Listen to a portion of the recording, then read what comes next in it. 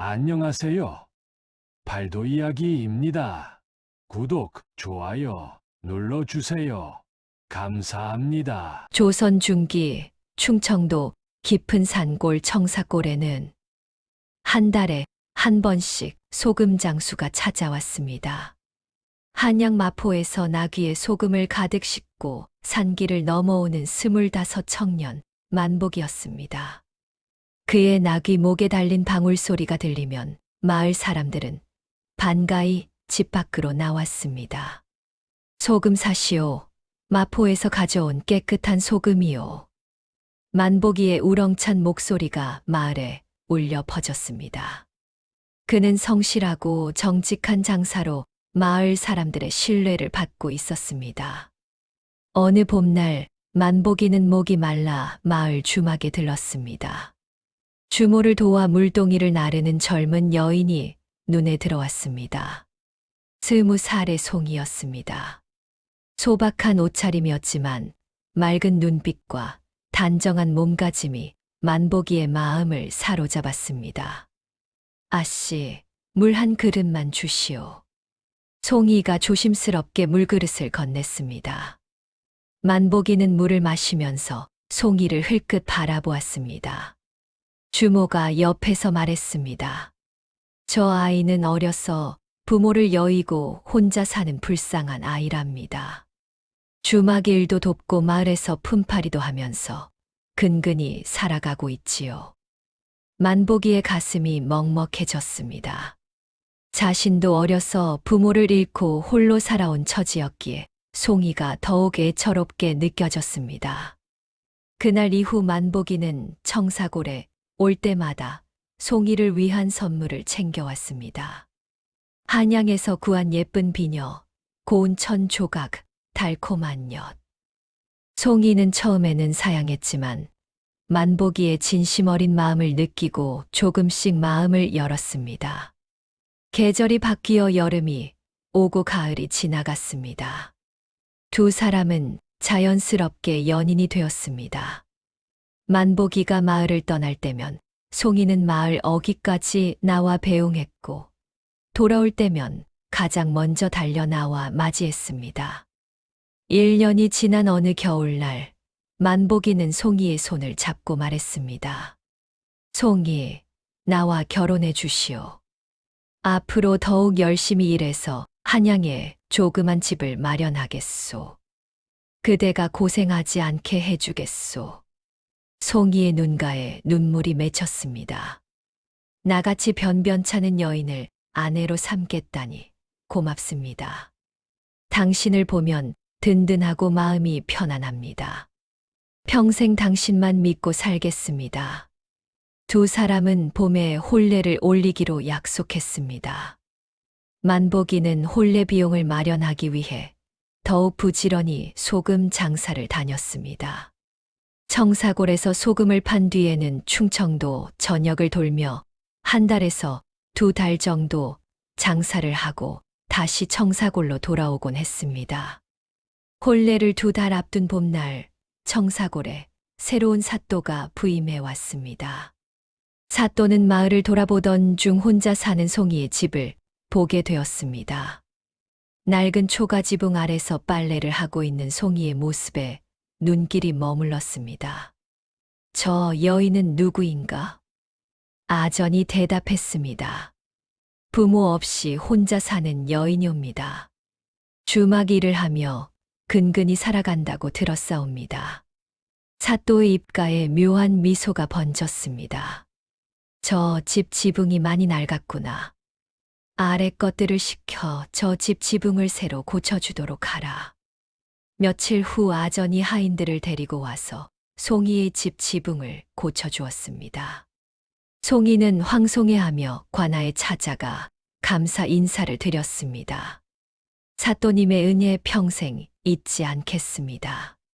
사또는 부드러운 미소를 지었습니다. 아무것도 아니니 염려 말게. 백성을 돌보는 것이 수령된 자의 도리 아니겠는가. 그 후로 사또는 종종 송이의 집에 쌀과 반찬거리를 보냈습니다. 송이는 과분한 은혜에 보답하고 싶어 정성껏 떡을 만들어 관아로 가져갔습니다. 사또는 크게 기뻐하며 송이를 안채로 불렀습니다. 둘만 남게 되자 사또가 입을 열었습니다. 내 부인이 일찍 세상을 떠나 지금은 혼자 지내고 있소. 그대 같은 여인이 곁에 있다면 얼마나 좋겠소. 내 첩으로 들어온다면 부귀영화를 누리게 해주겠소. 송이는 깜짝 놀라 물러섰습니다. 사또님, 저는 이미 정혼한 사람이 있사옵니다. 한양의 소금장수와 2달 후 혼례를 올리기로 하였사옵니다. 사또의 얼굴이 굳어졌습니다.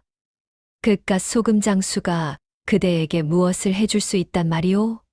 평생 가난하게 살 것이오. 나와 함께하면 비단 옷을 입고 좋은 음식을 먹으며 살 수 있소. 사또는 은비녀와 고운 비단 옷을 송이 앞에 내놓았습니다. 이것들을 받고 잘 생각해 보시오.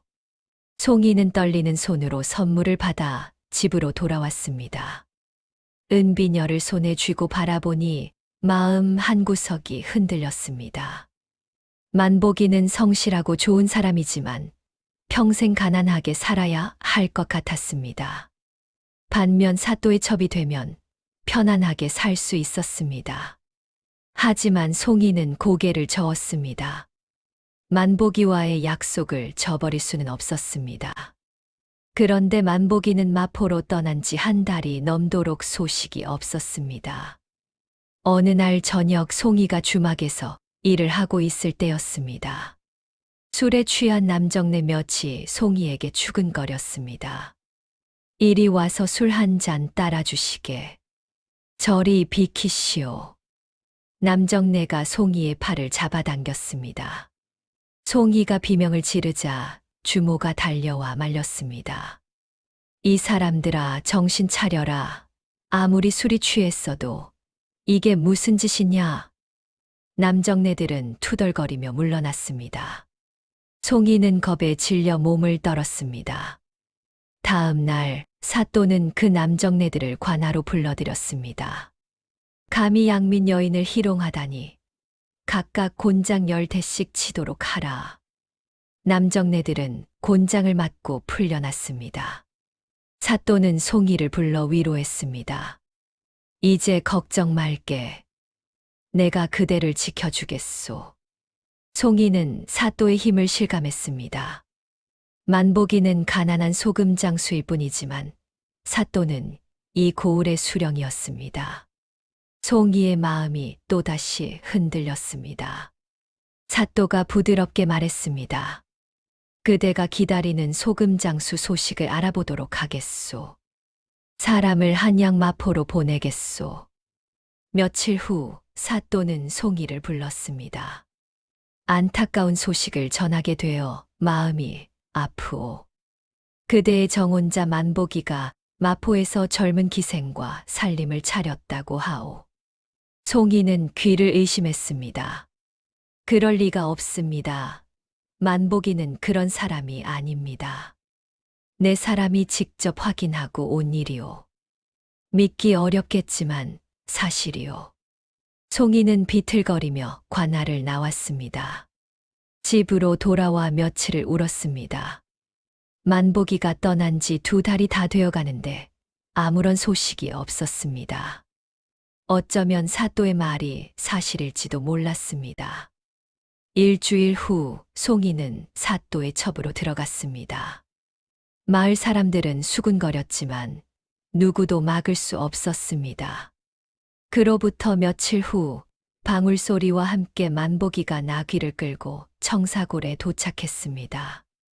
마을 사람들의 수군거림을 듣고 만복이는 충격에 빠졌습니다. 송이가 사또의 첩이 되었다고.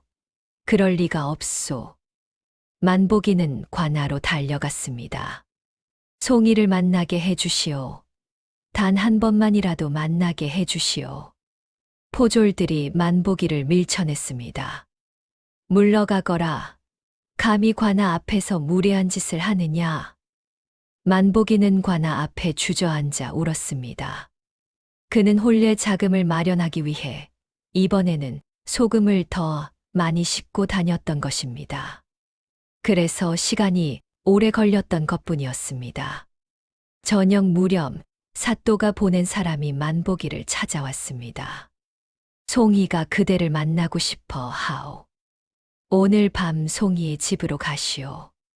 만보기는 희망을 품고 송이의 옛집으로 갔습니다. 어두운 집 안에서 촛불을 켜고 기다렸습니다.